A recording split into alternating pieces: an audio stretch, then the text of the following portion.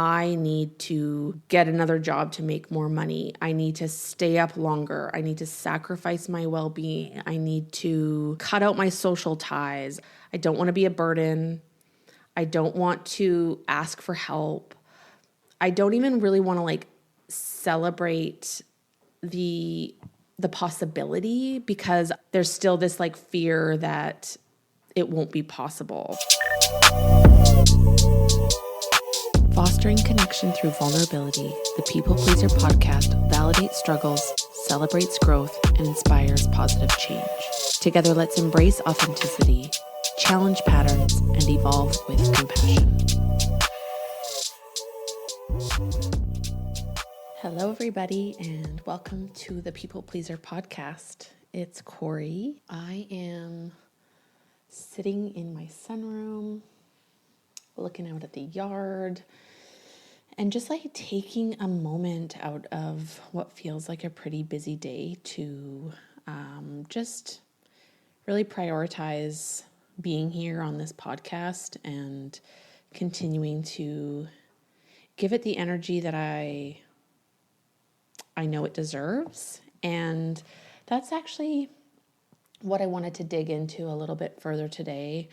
Mostly just the concept of working smarter, not harder, and aligning with, with our priorities, especially when life feels really full on, really busy, maybe a little bit overwhelming. So I want to break that all down, because not only am I going to be drawing from my current life situation, my current feelings of overwhelm and stress, but I think it's really relatable. And I think that as people pleasers, it can be really, really easy to put our priorities last, put our needs last, put our passion last, put our joy last. And I'm trying to confront some of that with you.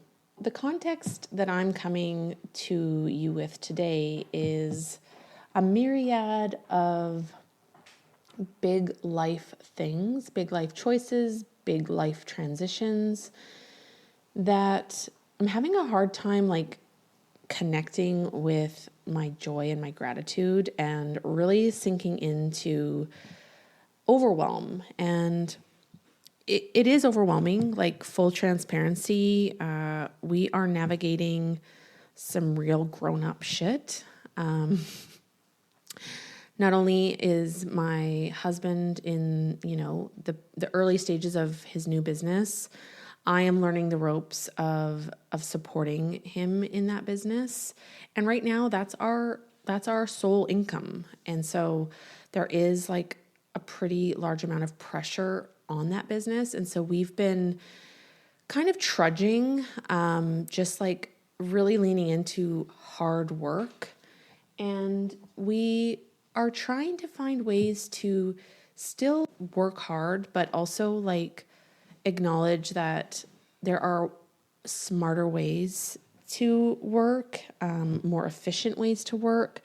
And I'm learning that I get a little bit threatened or a little bit nervous when it comes to really sinking into the learning and the growth and the discomfort. So that's one big area. Another big area is my master's, and I'm always needing to remind myself of how much of my bandwidth it's actually taking up, and that it's just this constant consideration that I need to factor in. It drains me. It takes a lot of mental capacity, and it's a step. It's a stepping stone towards my future career. So I don't want to just breeze through this. I want to really set my intentions to do well, because these are all very practical skills that I'm learning that I will eventually use in my counseling practice. The podcast is something that still tends to be in the hobby / interest field, and I'll come back to this, but it's something that I'm trying to like carve out more intention for, but I'm feeling like life is handing me so many other like responsibilities that are kind of screaming for my energy and my attention that the podcast can sometimes fall by the wayside. And I will come back to that because I also want to share that my husband and I are like in the thick of negotiation with our landlord around the idea of buying the home we live in. So my husband has lived in this home for 9 years and he has rented it for 9 years. And our landlord approached us with an offer to buy the house. And his initial offer was way beyond our reach. And we really, really wanted to make it happen, but there was just no way. The terms that he set, although they are competitive and actually like a really good deal compared to like market value, it was still like beyond what we could afford. But we were able to put together a counter offer, and it was actually quite surprising to us that he is willing to seriously consider it. That is something that is like all of a sudden we're like, whoa, we're in like a completely new domain. We're learning so much. Like neither one of us have ever owned a home before. We both suffer from some scarcity thinking, big fear around money.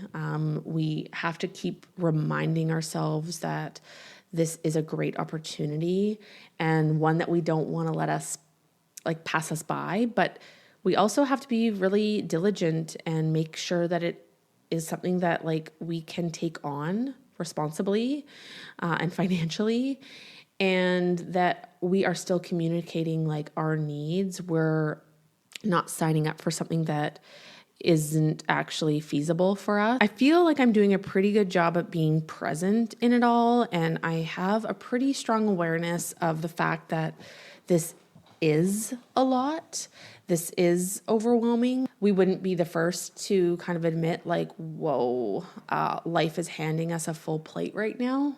Within all that, I am still really committed to taking things one day at a time, one step at a time, really trying to stay aligned with my values and my capacity, acknowledging how much I can actually take on, where I need help, where I need boundaries, and where I need to say no.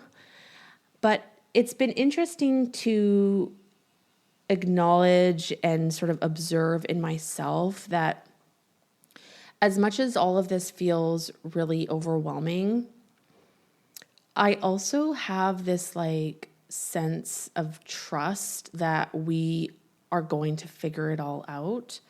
Sometimes the fear can take that over and, I can lose sight of that for days at a time or moments at a time. But ultimately, I really trust that my husband and I have an amazing capacity that, we've over our entire lifetime, like we have always taken the approach of like rolling up our sleeves and getting to work. And it's sort of a new concept to both of us to try to be a little bit more strategic, a little, smarter, taking our time to find ways of still being successful that aren't at a cost of like our mental health, our physical well-being, our financial well-being. That's, I think, the conversation I want to have today, because it's an area that I really want to cultivate. And I think it's an area that is likely more of a challenge for people who lean into people-pleasing behaviors and tendencies. And the reason I say that is that when you're learning this concept of like working smarter, not harder, you are essentially taking yourself out of that, like, I don't know, like I almost feel like with that mentality, I'm like, okay, it's all up to me. I need to get another job to make more money. I need to stay up longer. I need to sacrifice my well-being. I need to cut out my social ties. I need to just like laser focus. And it's as if I'm taking the weight of the world on my own because I don't want to be a burden. I don't want to ask for help. I don't even really want to like celebrate the possibility because there's still this like fear that it won't be possible. And so by leaning into this concept of like, okay, how can I still be successful without the pain, without the suffering, without the feeling that I need to just like figure this out on my own, almost as if it's a punishment. It's like, I don't deserve this unless I break my back doing it. I want to like get creative with my thinking. And I'm actually sitting here finding that like really difficult to access right now. Because, I mean, if we're going to use the house as an example, I've never really imagined a world where I could afford a home. I've always felt like I'm waiting to have the right job, have enough money, have the right partner. And it's always felt like really far reaching. And when I was single and living in Victoria, I kind of like accepted that I would live in Victoria for the rest of my life. And the housing market in Victoria was just becoming like more and more out of my reach and more expensive. So I'd kind of like almost tried to take pride in the fact that like I would be a lifelong renter. And I still stand by that idea. Like I actually don't necessarily feel like I deserve to own a home.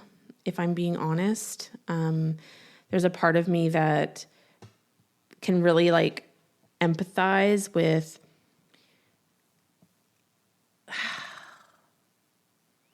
I guess because like it's so out of reach, like even just renting is so out of reach for so many people that I've just like kind of accepted renting as the only option. Like as like that's always been the world I've lived in. I've never lived in a world that I can afford to buy a home. Now I'm in a relationship, I'm in a marriage where I truly feel like I have a partner in all of this. Like we are doing this together. We have each other's backs. We want to see us both be successful.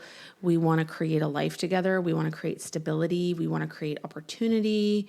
We want to like plant roots in our community and feel like we're able to contribute to our community through, the service work that we do, through being employers to people in the community, to helping like with the pressure washing company, like we are helping maintain and preserve people's homes, the integrity of their homes, the lifespan of their homes. I'm leaning into the idea that I am also deserving of stability. I'm also deserving of a place to call home, a place to just like rest and feel like, okay, this isn't going to potentially be taken away. And we can like relax into this. We can build a family. We can make sure that we have a place for our dog to grow old. We can start, like maybe growing our own food and having chickens and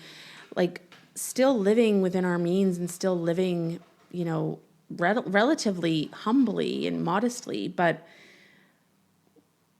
like accepting that we deserve this. It's not to say that we deserve this over other people. It's just that like we deserve this. We've worked hard. We are worthy of this sense of stability. we have been very aware of how challenging this opportunity, like how many challenges it could present. And both Brian and I have kind of had this mutual way of looking at things as being like, okay, like we are about to enter like our grind season, like our putting our heads down and working our asses off to be able to make this work. And, like I've just noticed how much fear and stress that mentality has brought into this equation of this potential homeownership, where we're looking at this pressure washing company as our solitary source of income. And we are now like, okay, saddle up, Brian. Like you are going to be like working way more than you are now. And I am going to be like trying to get more jobs and bigger jobs. And it's just like so quickly, I can just see it in Brian's body. I can, it's so evident that it's like, oh God, like, is this sustainable? Like, is this the way to do it? And to not like fully lean into scarcity, like to think about like what would be a more abundant way to approach this. And the first thing we've, really started to try and remind each other of is like, this is a privilege. And we are so lucky to be where we're at. And to see this as something that's exciting, even though it has its stress and it has, all of the dynamic elements that go along with it, we are like really freaking lucky. We're really excited. Like both of us are like, wait, what? Like he actually is considering this offer. Wait, we might get to like actually own a home in Port Townsend. And, like Brian has put 9 years into this place. And I just think like, what a beautiful story it is to have basically been like the steward of this property and to have a landlord that is like willing to work with us and wants to sell it to us. Like he could turn around and sell this house for so much more, but he is choosing to come to us first, and he is willing to work with us. So especially as we are both like first-time home buyers, like that's pretty cool that we have this kind of path laid out towards a new home that is a lot more accessible than what it might involve going a more traditional route. So that's one thing, just like really opening up our awareness to the benefit, the joy, the positive side of all of this. And that is leaning into abundance. That is like seeing like, oh my gosh, we are getting so much out of this. Not just thinking like, oh, what is this taking away from us? Like, what is this doing to us? Another thing that Brian and I have been trying to open our minds to is like, what are we doing in this life that has value and that we could lean into more and put more intention behind? And for me, that is this podcast. And, I've been doing this for now over a year, and I just keep showing up. I just keep showing up and I just keep doing what I'm doing. And I've been really like just trudging along and doing what feels good. But also doing what feels safe. And I know that I've built momentum. I know that I've built consistency. I know that I have very loyal listeners, and I know that it could be more. And there is a part of me that has been really afraid to push this to the next level, because the reality is that I don't actually know what that next level is. And there are sides of growth, parts of growth that are really uncomfortable, that are scary and unknown, and you don't necessarily know if they're going to yield the results that you're hoping for. And so with this podcast, like I said before, it's sort of just been a hobby. Like it's just been like a fun little side project that ultimately is of service. It's to put out information and be helpful and build community, and ultimately it's all for free. Like what I do is completely for free, and that has felt really good to be able to offer like a free resource, especially because I'm still figuring it all out. But what I really want to like acknowledge is that just because I am not a pro, just because I don't have a massive following, just because I'm still kind of doing things the crunchy way on my own, doesn't mean that it doesn't have value or doesn't hold worth. I think that this podcast is one of the most valuable and worthy things that I do.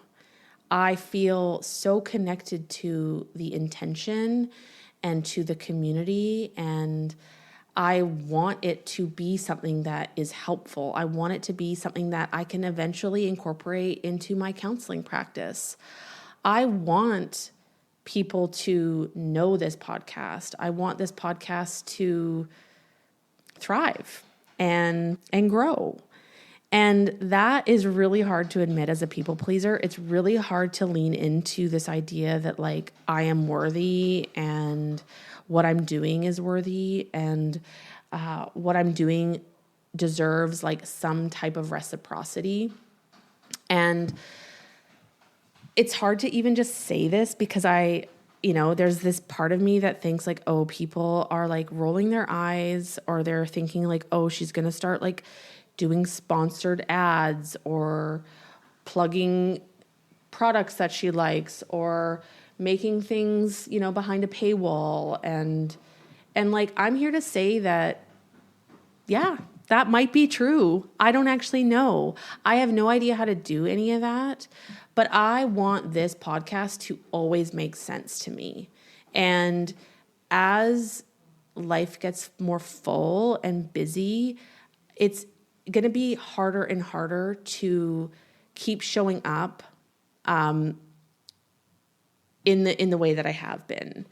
And it's not to say that I need to like monetize all of my time and that I can't still do things for free. It's just like an opportunity for me to be like, what would that look like? What could that look like? How do I stand up for myself? How do I stand in my worth? How do I find sustainable ways to stay connected to things that are important to me?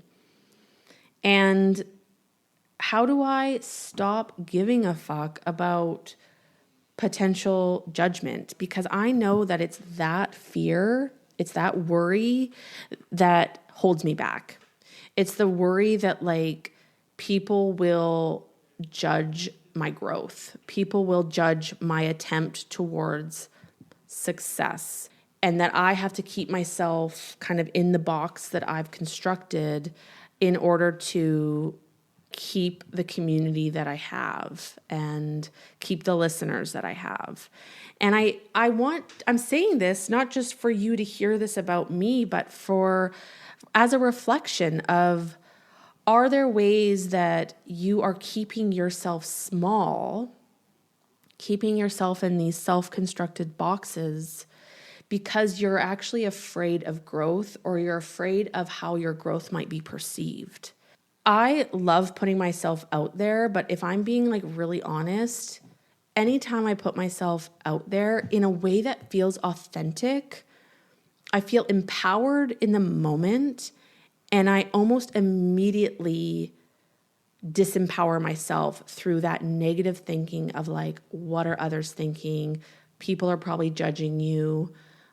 You're losing people's interest. You're becoming less relatable, et cetera, et cetera, et cetera. And I mean, not only is that a disservice to myself and my own potential growth or my potential for growth, but it's also like kind of saying bad things about you. And I actually have no evidence to back any of those fears, any of those worries, because they're all self-made. They've all been, created in my mind because I am lacking a certain amount of confidence and just like don't give a fuckedness. And I honestly need more of that. I need to lean into trusting myself, trusting my intentions, and trusting you.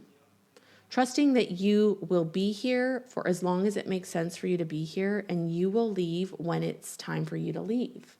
And I am not in control of that. In fact, it's none of my business.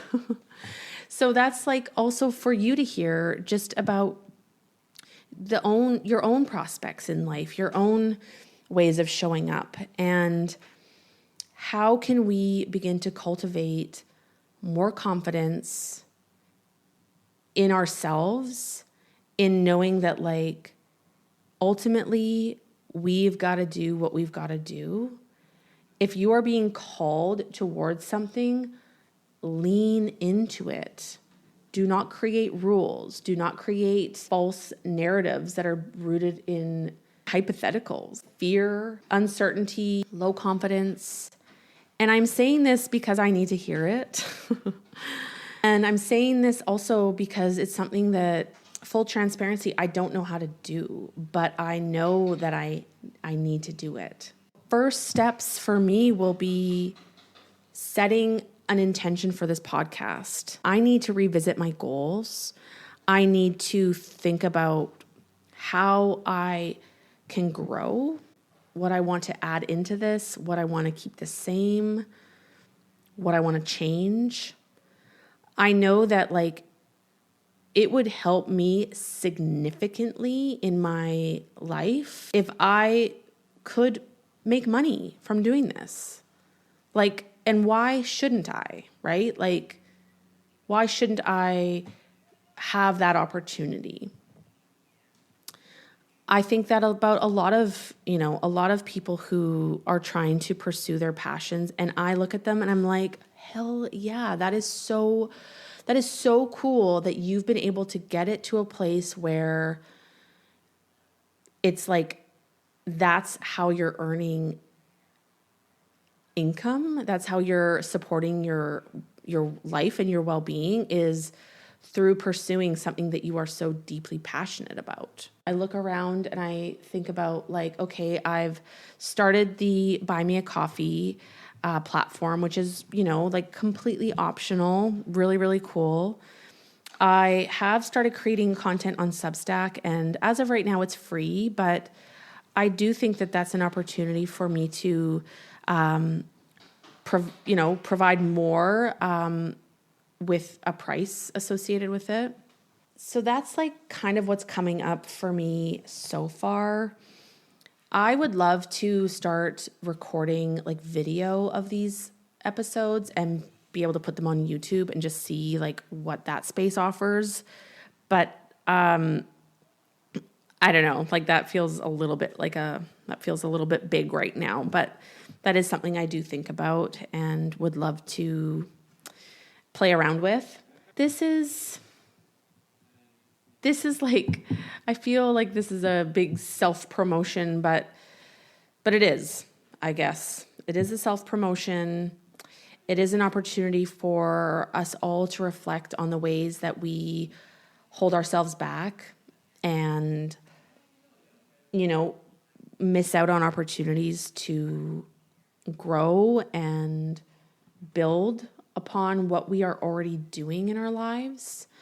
And I'm not here to say like we need to monetize everything. I have grown really exhausted of like that hustle culture of like everything has to have, a dollar amount. But I also do believe in supporting artists, supporting creators that you benefit from. It's also a reminder for me to look at the people in my world that I really benefit from, that I really gain something from? How can I support them? Support doesn't just involve money. It involves visibility, and it involves giving testimonials, writing reviews, sending videos to a friend, like all of that. And so I'm just putting it all out there.